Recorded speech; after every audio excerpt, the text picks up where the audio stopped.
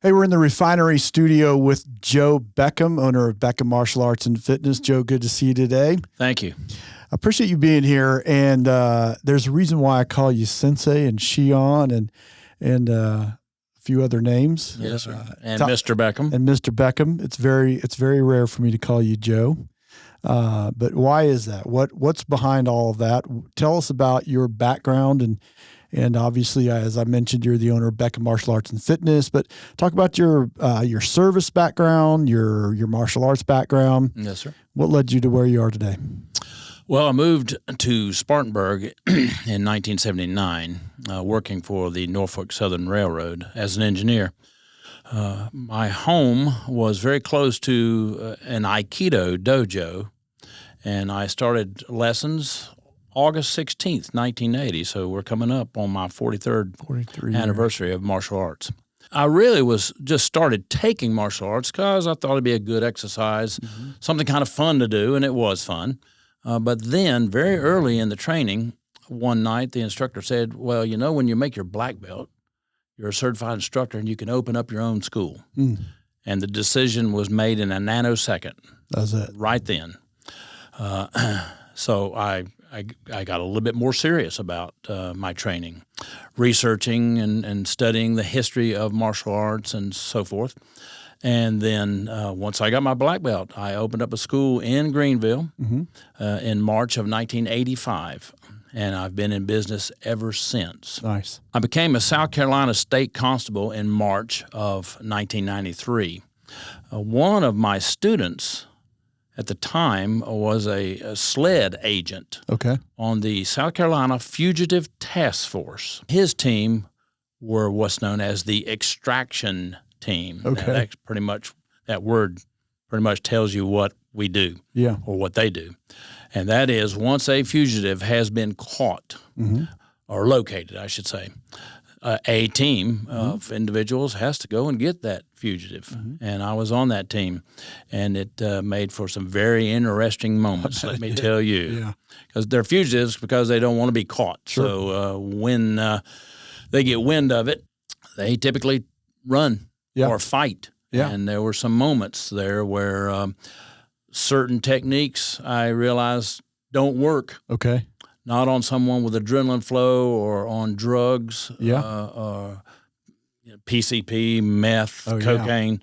They fight, and they fight hard, and they usually fight till they're completely subdued. Sometimes it takes 3-4 men to subdue a man who's jacked up in that way.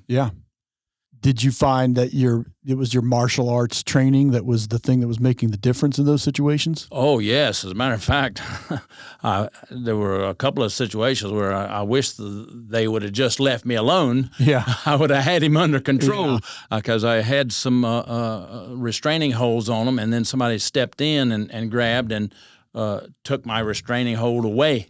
Or a nerve pressure point. Like nerve pressure points, they work very well to subdue. So, yes, I found that there were certain techniques that were not good street techniques, I call them, just for lack of a better word. They're good for the dojo. They're good for training purposes in a controlled environment, but they're not good for the street. And in your training that you did, all of your time coming up, were you always training for self-defense and never for competition? Absolutely not. Never, ever competition. Because I believe, like many Japanese do, that in a competition, somebody's got to win and somebody's got to lose. The winner gains an attitude. You know, you can't defeat me. I'm the greatest. And the loser may be a defeatist type attitude. Oh, I'm no good. I lost today. Yes, in a sense, it's competition on the street. It's going to be you or the other guy. But it's a little different thinking in the sense that we want to be the one to go home that night to our family. No referee. No, and no rules. No rules, no boundaries. No, absolutely no rules whatsoever on the street. So it isn't, I want everyone to be sure that it isn't hate for the attacker. It's love for ourselves and our family. My family needs me, wants me, and I want them. So that's a lot of motivation Yeah. to end it if you can before it even starts. Yeah. In my thinking and my system, it is if you are attacked, if you can't walk away, if you can't run away from the attacker, then what are you going to do? What do you do in those situations? Yeah. Yes. So in your training time, when you were working on your black belt, and then subsequent to that, in the other training that you've done, what are the different styles of martial arts that you've trained in? Good question. Thank you. My original style is Nihon Goshin Aikido. Okay. And that was brought to the United States by a man named Richard Bowe, who learned it in Japan from the founder of what was then known as Goshin Aikido. Shodo Morita had a black belt in 5 different Japanese styles. He took what he felt were the best techniques of those 5 styles and formed a well-rounded Aikido self-defense system, then called Goshin Aikido, Japanese Aikido. Typically, it is elements of karate, or karate as we generally know it in America, jiu-jitsu, judo, aikido, and aiki jiu-jitsu. Okay. Now, I brought in a little bit of Muay Thai, knees and elbows, a little bit of American freestyle karate, just for the coordination aspect. Okay. Not that that's what we do. It's just for building coordination, because coordination is so important in good self-defense technique. With those 5 styles and, say, 2 others that I brought in, we have what I call a well-rounded self-defense system. Okay. Why? Why well-rounded? Well, I'd like to ask our listeners, do you know who's going to attack you? Do you know how they're going to attack you? Do you know where you're going to be attacked? Do you know the speed of the attack, the angle of the attack? No, we don't. So what do we need then to cover all those bases? I see that we need a well-rounded self-defense system, and my system is so designed to cover as much as we can.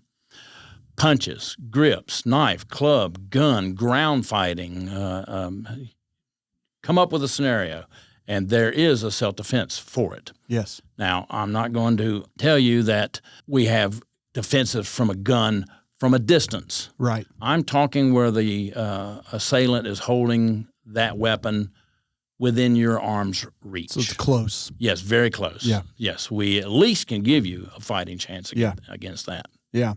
So, okay, I have a couple of questions. What does the word Aikido mean? The way in harmony with nature. The way in harmony with nature. Yeah, now that's going to sound like we're stepping off planet Earth and getting out into the universe somewhere, but no. Let me break it down. Do. Anytime you see the word do, D-O, behind a martial art word in Japanese, it means the way. The way, okay. Judo. Ju means gentle. Do means way. So you got gentle way. Okay. Aikido, I-A-I, in harmony with ki, K-I, nature.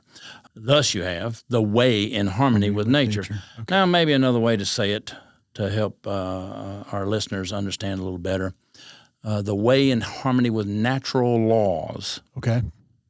For instance, in Aikido, when pushed, pull. When pulled, push. So what we teach our practitioners is how to go with the flow or the direction of the energy, not to fight it. How can a smaller person defend against a larger person? Yeah. Because the larger person is being so much stronger, heavier, taller usually, then how's a smaller person going to do it? They're going to learn how to hold their balance, knock the opponent off balance, and go with the flow. Yeah. Alter in accordance with the way the opponent applies force. So that, so I know, because I'm in the dojo as well, that we call that blending, right? And the way we say that, and that, I love that, because I love to apply that concept to life. If you blend with, you go the way in harmony. Oh yeah, nature, what about that? Right. I like the idea of, you don't resist everything. You learn to blend with life. But so the idea is that someone has an intent to do you harm, and they're using a certain kind of force. And in Aikido, the idea is you're using that force against that person, right? Yes, and that takes more training than someone might think. You're not going to get it in a month. Yeah. You're even not going to get it in a year. It goes against kind of what our like instinct reaction is, right? Yes. If you were to grab my wrist and pull without any training, my first reaction is to pull back. Right. Well, that's not going to work. Yeah. So I have to reprogram my subconscious to act appropriately, act according to the force that's being applied to me from the attacker. Right. I think people probably understand karate. I think people think of like kicking and some strikes and punching, that sort of thing. Right. So what is it that say like, what's the difference, for example, between jujitsu and Aiki jujitsu? So you said both of those are mixed in there. What's the difference between the two of those? Well, again, ju means gentle, and jitsu means technique. So what you have there is gentle technique. Yes. Aiki jujitsu is centuries old. Okay. And is actually the forerunner to Aikido. Aiki jujitsu's philosophy and jujitsu's philosophy are very different. Aiki jujitsu in the olden times, and it still carries forth some today, take no prisoner. It's a take them out. Pretty ruthless. Yeah, it is. Yeah. It's rough training. It's dangerous. The practitioners have to exercise perfect control to avoid any injury from the techniques. The techniques have this design: maim or kill. Yeah, and that's Aiki Jiu-Jitsu. Jiu-Jitsu is softer, gentler, shall we say? Greatly used in situations where you want to control the attacker, but you don't want to hurt them. Yeah. For instance, I've done quite a few church security training. Well, for the obvious reason, churches don't want to hurt anyone, and no one else should either, really, for the liability issues. Jiu-Jitsu can control the attacker in a softer way without injury. But there is this element called control. Yes. The person defending, using the technique, has to have that control first. So on average, if you had a new student, how long do you think it would take a student to get that kind of control that you're talking about? Where, because I could see where like a person could come in and learn some techniques.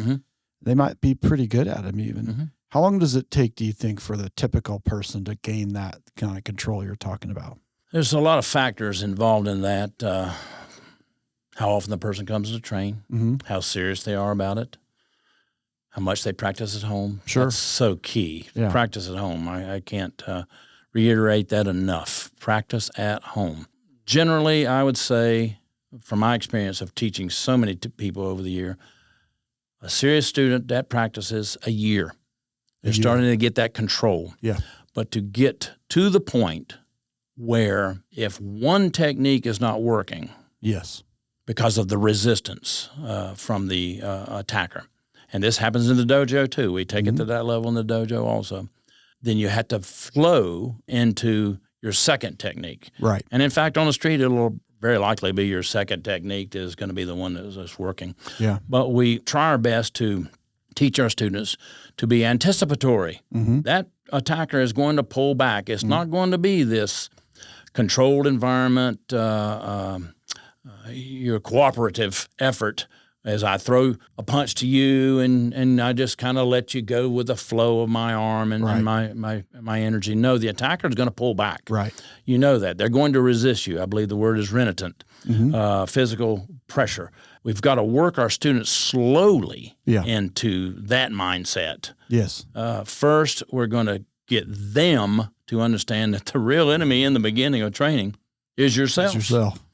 And so we've got to work and develop you to have control. You're not going to control the attacker if you don't have control of yourself. How many people do you estimate that you've trained over the years? So you said 1985 yes, sir. was when you opened your first dojo. Yes, sir. 2023, how many people have you trained in that span of time? I've kept a record. Okay. And I know how many. Okay, and that it's number? Well over 20,000 people. Goodness. That's a lot of people. Yes, it is. That's a lot of people. That's a lot of hours in the dojo, a lot of hours of instructing. And yes. And I know one thing, I because I know you well and because I've been there for 7 of those years. Yes, sir.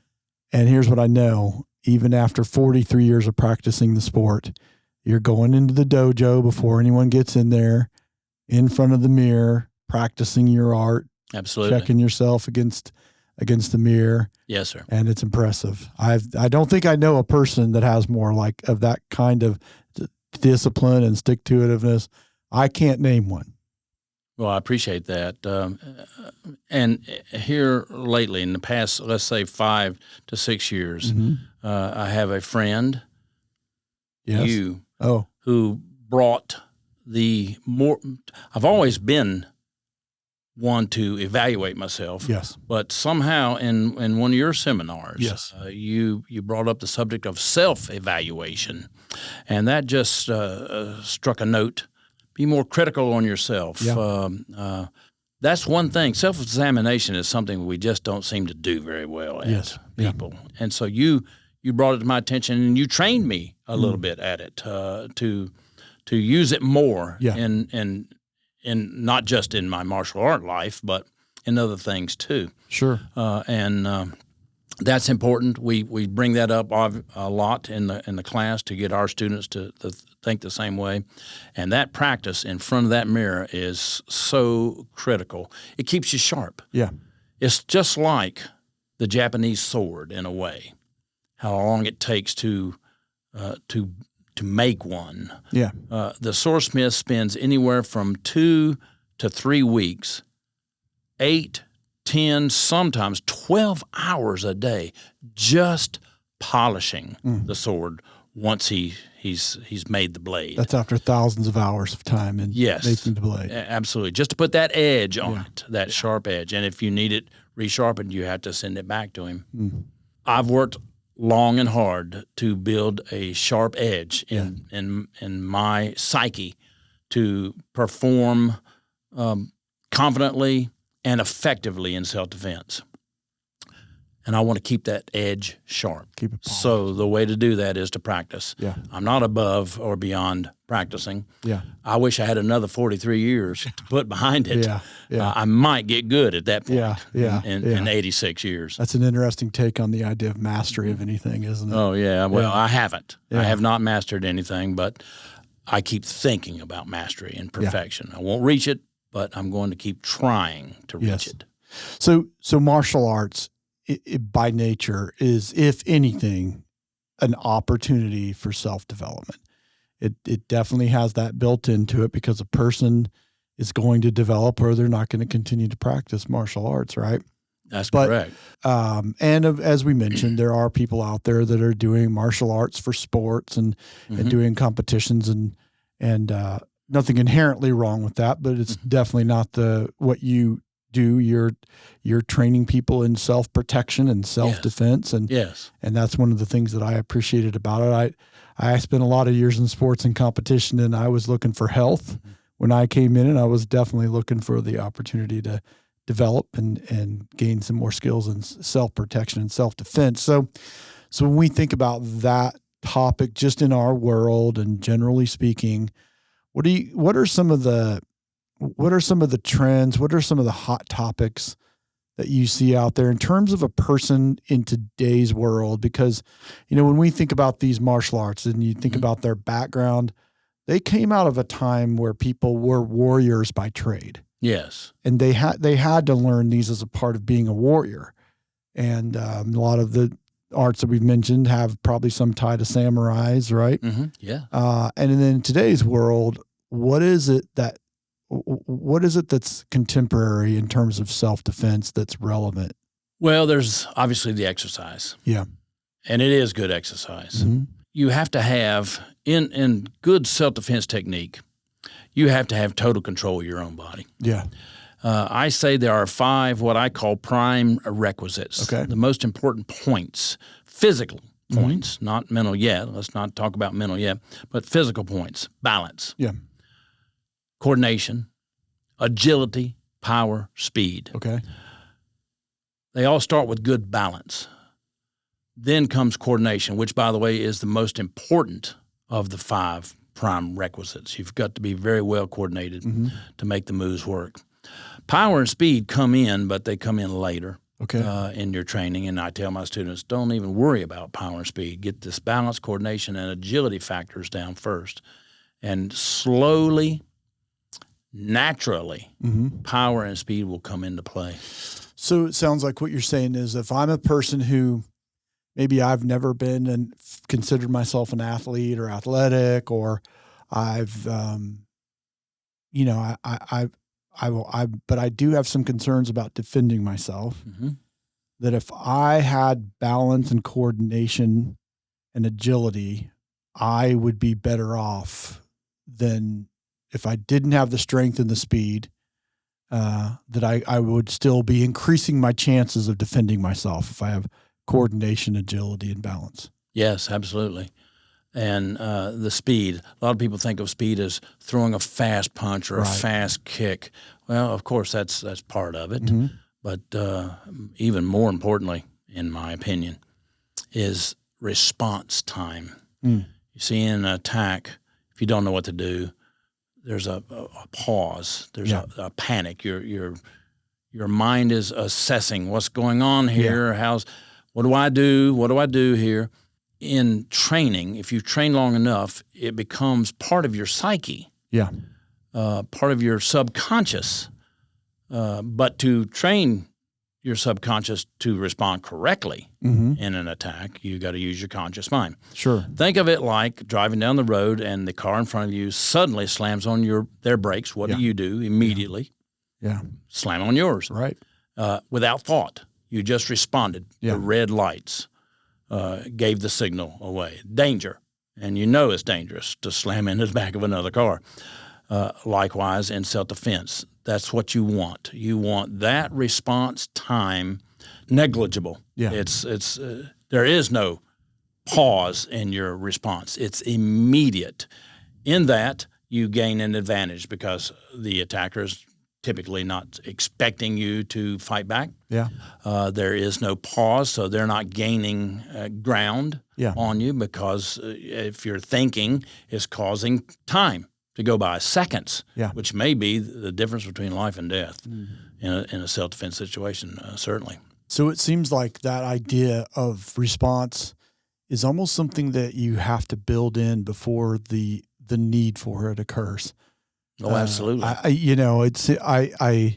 I'm not a violent person, but I can't say I haven't been in a few scrapes, and having grown up and doing sports and other things, and just a part of life. And you get into situations, and it seems to me that when it comes to a fight or an attack, well, if you think about like the idea of somebody attacking, it's typically there's some premeditation. Like, in other words, they're acting with intention. And that might be just like someone got road rage and they got, triggered and then they just suddenly are in attack mode, where it could be that, they're just evil by nature or operating in an evil way and going out for the purpose of that. So what I'm saying is that it seems to me that in situations where there could be a need for someone to defend themselves, there's always that question, like, am I going to do this? Like, am I all in? Am I going to fight back? Or am I going to fight? And it seems to me like response time is you probably should have your mind made up already. Yes. If I may tell a quick story. Yes. My mother, she didn't take lessons from me, but she did get her a handgun. And a powerful handgun at that, with good ammo, because her boss at the time, who got this weapon for her, was an absolute gun aficionado. She would practice. In fact, the company she worked for even had a firing range in the basement of the building where she worked, a nice firing range, and she would go down and she would practice. And I asked her one day, all right, I see you practice. You've got a good weapon, good ammo. Would you use it if you had to? Well, I would rather not use the language she did at the moment, but she said, yes, I've made my mind up that if I had to shoot that person, I would. You were convinced. You had no. If you'd have seen her face, you would have been convinced too. Yes. She was convinced and you were too, yes. right? Yes. Yeah. She believed in it. Yeah. Yeah. And maybe that's something that a lot of people don't believe in, is that they have a right to protect themselves. Sure. All of us do. Right. And she strongly believed in that. Yeah. You're not training people to be violent or angry or oh no. We're talking about that, right? That right to protect yourself and the readiness yes, sir. for that. And, yes, and you've put a lot of time, energy, and attention and still do into that. So you've been a professional in protection and service and certainly in martial arts for over 4 decades now, and you've been involved in this. What do you see as, like, when people talk about self-defense, what do you see as some of the myths that people might be holding about defending themselves? Today, there is the concealed weapons permit. Okay.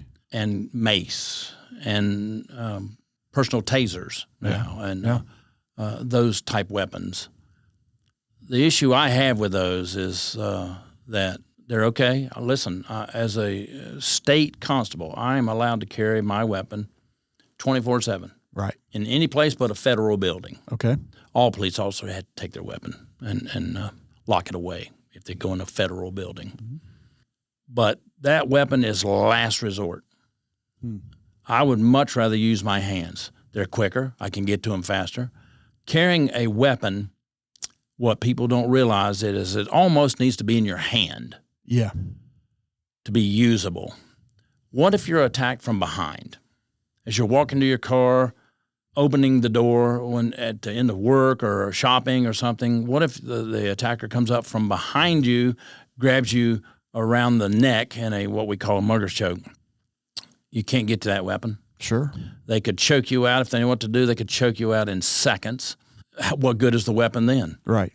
But then if you have had some self-defense training, you would respond immediately to that attack if you've trained long enough right. and seriously enough, and you'll know what to do. So there wouldn't be a pause in your reaction, as I spoke earlier about, and you might just be able to be the one that day to go home. Yeah. So the myth is the weapon is going to protect you under all conditions. Not so. So it's and so that's an interesting thing, because if you think about it, a lot of what you're talking about kind of comes down to distance, doesn't it?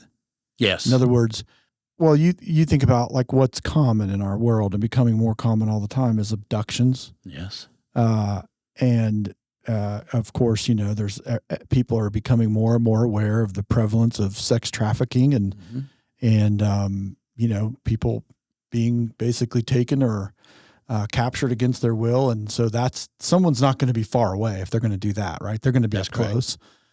If someone has the intention of hurting you, they're probably going to get pretty close to you. Yes. They want to come close, right? Yes. They don't want to be far away. And if they do, they're going to probably have a weapon themselves, right? Yes. Probably a gun. Okay, well, that's a long way to ask you the question. What do you think is if I'm going to be a concealed carrier, what do you think is the distance that I need for my gun to be effective? How far away from an attacker? 25 feet. 25 feet. It's been proven. That's been tested. And the FBI has done extensive studies on that. Yeah. And it's 25 feet. For you to see it, perceive it as danger. Right. React, pull your weapon, aim, fire. And what about the field behind the attacker? Right. Are you at all paying attention to that? Sure. So you could fire and miss and hit innocent bystander. So you're talking about, if I'm to be clear, 25 feet is like a holstered weapon, meaning it is on my person. Yes. Not in the glove box of the car or it's back in the house. Let me run back in there. Yes, sir. It is. I have it. I already have the idea that I'm carrying this because I think I might need to use it. Yes, sir. That's correct. So even under that situation, you got to be. It's a long way. 25 feet. Yeah. And guess what? The majority of attacks on a person start within 5 feet from you. So so the predominant number of attacks aren't even anywhere near 25 feet away. They're within 5. No. So that's hence the need for Hands-on self-defense. Hands-on self-defense. Yes. Now, you mentioned about aggression. I'd like to approach that for a moment. Yeah. I do not teach my students to be aggressive in character or their personalities. Right. But I stress to them that if they are attacked and have to use their self-defense skills, that is where they're going to have to turn their aggressive switch on. Yeah. You're going to have to be aggressive. Yeah. And when it comes to weapons, concealed carry and so forth, children, what about children? Yeah. Children can't carry weapons. They're not responsible to carry weapons. So what are children going to rely on? They're going to have to rely on their training, their self-defense training. Well, that's a good point. So that brings me to how young of a child would you train? I like for them to be 6. 6, okay. I've trained 4 and 5 years old, but the problem there is their attention span. Okay. It just wanes too quickly in class. So each class is an hour long, and after, say, 15 to 20 minutes, a 4-year-old is just ready to go home. Yeah. And not continue the training. But 6 and above, let's say first grade and above. So they've been in school, they understand a little bit about and have experience about paying attention to the teacher, which I'm very big on. Yes. When I'm talking, look at me, that kind of thing. Yeah. Pay attention in class, give 100% in class physically and mentally. And if we get them to do that and practice at home, we see results with these children. So they're going to get some old school discipline if they come into your dojo. Yes, they are. Yeah. And I'm not backing down from my methodology. Yeah. I'm firm. I am strict. But they also know that I care and love them very much. Yeah. I'm not teaching Marines here. I get that, parents. But that firmness, that strictness, the rules are going to be followed and the standard is going to be maintained. Well, we don't have anything. Yes. Well, I can attest. I can attest to being in the room where you're not afraid to call out kids about listening well and making sure that they are doing that. And then I never see a class at the end of the class where the kids don't all line up for a big hug from you. And they give me a heartfelt hug. Yeah. They know. Yeah. Look, children are smarter than we give them credit for sometimes. Yeah.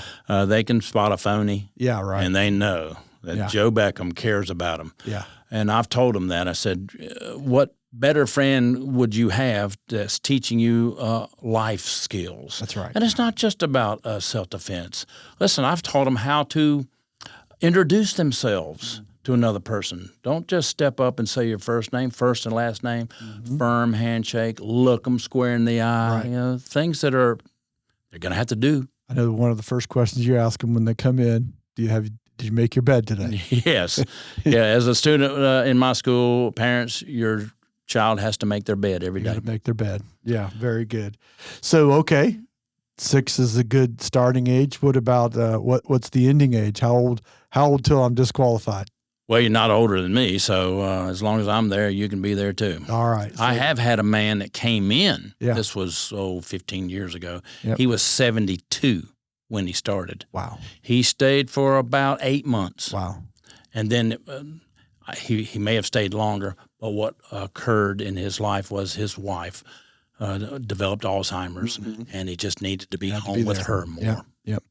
So there's so people of all different ages and sizes and abilities and can come in and they can improve. They can grow in their self-defense and absolutely gain skills. And 20,000 people, that is a lot of people trained. And I'm sure they did come in all shapes and sizes. They sure did. Yeah. Okay. So if you then you want to give a message to parents, if you could talk to today's parents in this subject, what is it that parents need to know? What do you need? What do they need to hear from you? Parents, I'm on your side, helping you raise your child, your children to be stronger. They need to be stronger physically, mentally, and emotionally. If you notice the name martial arts and fitness, well, I'm a firm believer that physical fitness, good exercise goes hand in hand with martial art training. Why? It helps develop confidence. It helps develop self-control. The stronger you are in your physique, the better control you have of your own body. Mentally stronger, meaning, for instance, when they're approached by the bully and the bully is calling them names, that sort of thing, don't listen to it. Mm-hmm. Just put it out of your head. You're not what the bully, those names, what the bully is calling you. You know better about yourself than that. That's mental energy too. Mm-hmm. Emotional also, the name calling. Don't get upset over that, which we all can very easily. But I'm teaching not just the adults, but the children too. Emotion in, intellect out. So what do we need? We need to be stronger, all of us, myself included. I haven't reached any peak in my character. In fact, I'll go ahead and say it, of all the people in the dojo that need the training, I'm at the top of the list because I still need to develop my patience and my self-control and work on my emotions to keep them in check and not let them get the best of me. Because when it does, that's when we make mistakes. So parents, I'm on your side, helping teach your children respect, discipline, self-control, patience, some of the fruits of this Holy Spirit. Yes. Okay, so where do people find you? Where's the dojo, first of all? The dojo is on the corner of Rutherford Road and Poinsett Highway, just on the outskirts of the city limits of Greenville.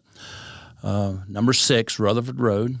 It's the old Shaw Pharmacy building. That building was built in 1922. We took possession of it in September of 11, renovated it, and opened up the dojo in that building February of 2012.